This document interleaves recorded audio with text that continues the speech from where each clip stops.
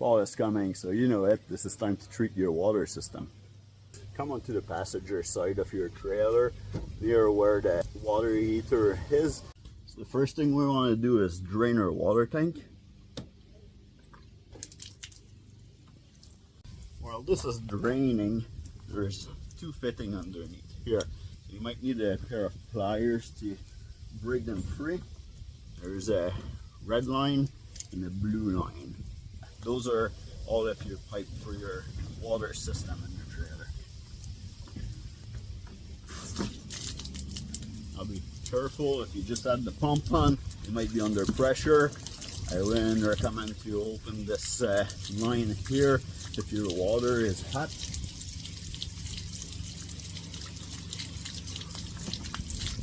Now we just have to let all of this drain out. What we can do is open our cover here and then start cracking the plug open to drain our hot water tank.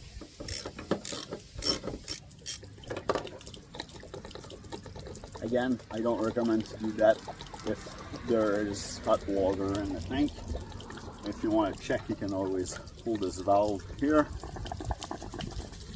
and then that's going to show you if it's puking out of here that your tank is full and it's hot. Now I skipped one major step that we had to do before we did all that. I just assumed that you already did it, and it's to drain your black water and your gray water tanks. Now that we're done draining the hot water tank, we can put our plug back in. This part, you do not want no RV antifreeze in there, because trust me, you're gonna have your shower and it's gonna be slimy for weeks.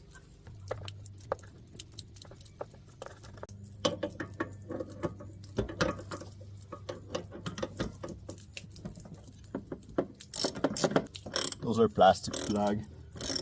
Put them snug, but not too tight. While we're waiting for the tank to finish draining, which is about to happen any second, we can start putting our caps back on. Now, some people might tell you that you can put some shop air in there and blow your system. I'm going to tell you that this is not a good idea.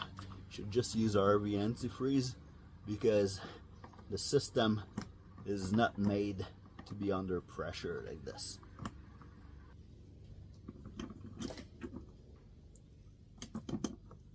You can leave this valve open here, that's fine. I wouldn't let it leak as long as it can. Make sure there's no water left in here, because you don't want it to split the fitting. Now it's time to understand your watering system. So this hose here, the white hose, is actually the one coming from your tank. So you're gonna have to shut this off. We don't want to send no RV antifreeze to our tank. The second one in line here, this one, is just you're gonna suck up your fluid for your RV antifreeze through this hose. So we're going to open this valve, and we're gonna want to put the end of our hose to the bottom for antifreeze. Our antifreeze is gonna go through this blue pipe, through our pump, and it comes out onto the other side, onto that white hose on the bottom. If we follow that white hose, it goes back and hook up over here at the bottom of this blue hose. And this is actually pumping the water onto her cold water line in our system. Now the water is also going to come up this hose here, and which is shut off right now. We want to open this to have our cold water and antifreeze going into the red side, so our hot water system. So we're gonna open this valve here, but we don't want anything to go into our hot water tank. So the valve at the bottom, I don't know if you can see it here, but there's a valve right at the bottom here. So cold water, blue pipe going to the bottom of our system here. So we close this one.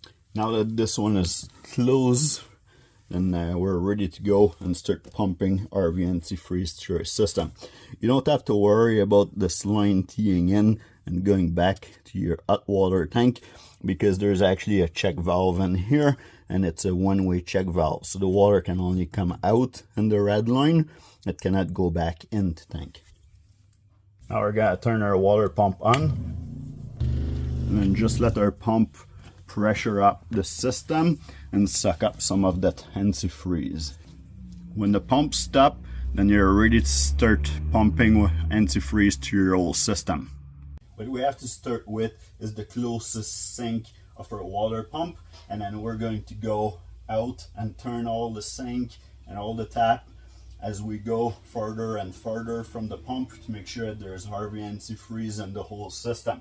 Now, because we turn those valves and the hot water system have antifreeze going into it, then we can do both systems. We're treating the pressure side, so the water coming in, but we're also treating all of our drain and P-trap in the same time.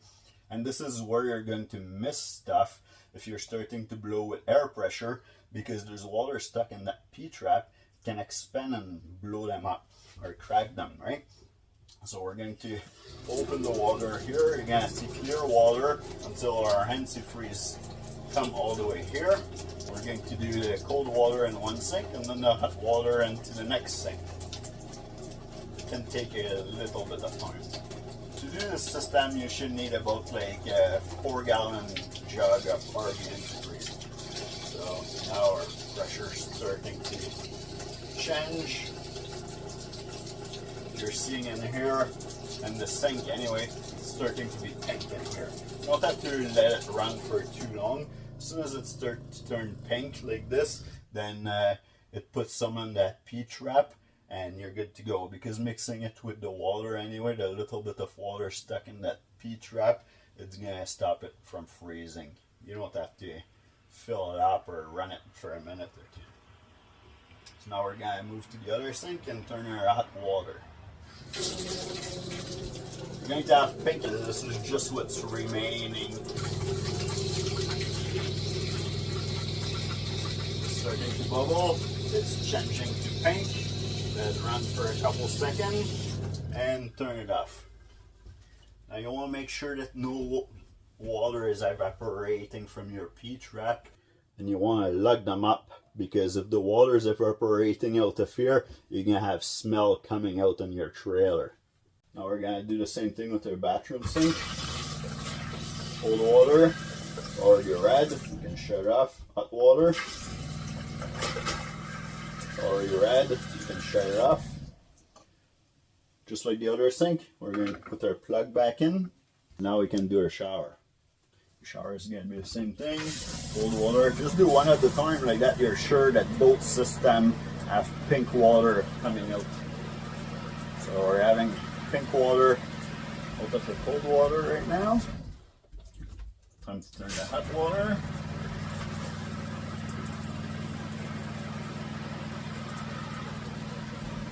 And it is pink as well, so we can shut it off. And our shower is ready. Same again. Plug up your drain. Don't forget to do your toilet.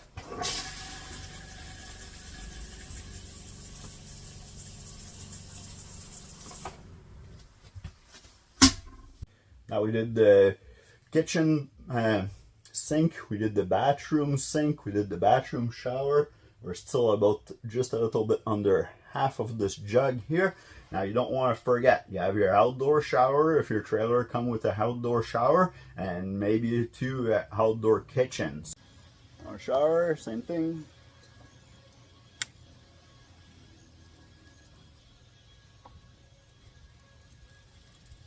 Just got a kink in this hose here, so I don't have too much pressure.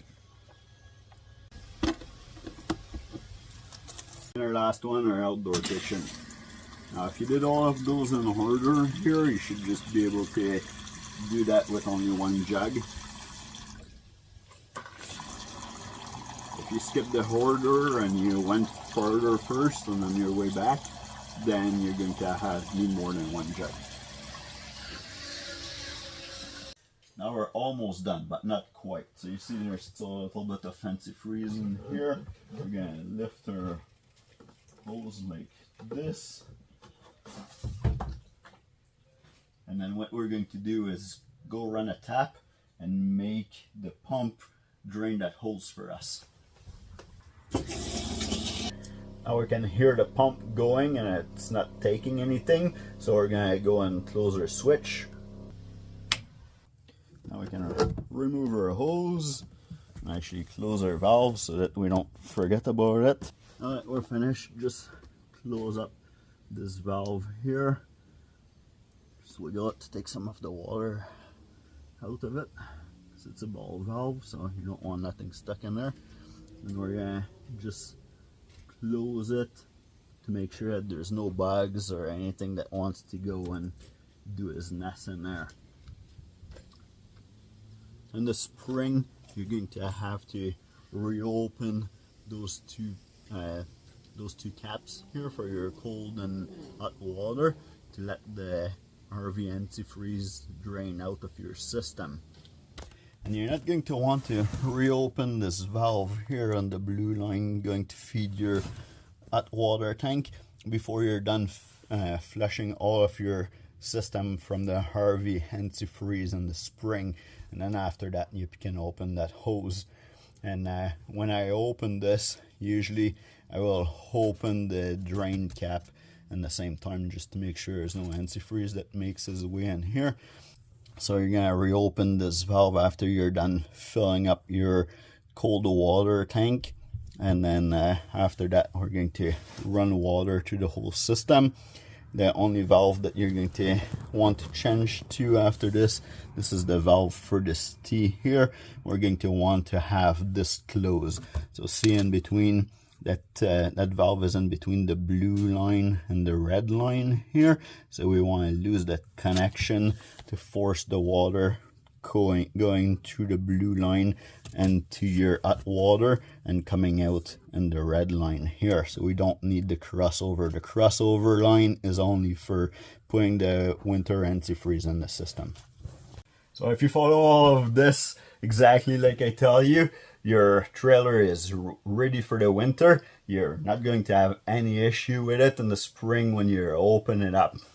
Alright, hopefully you like this video. Give me a thumbs up, subscribe. We'll see you in the next one.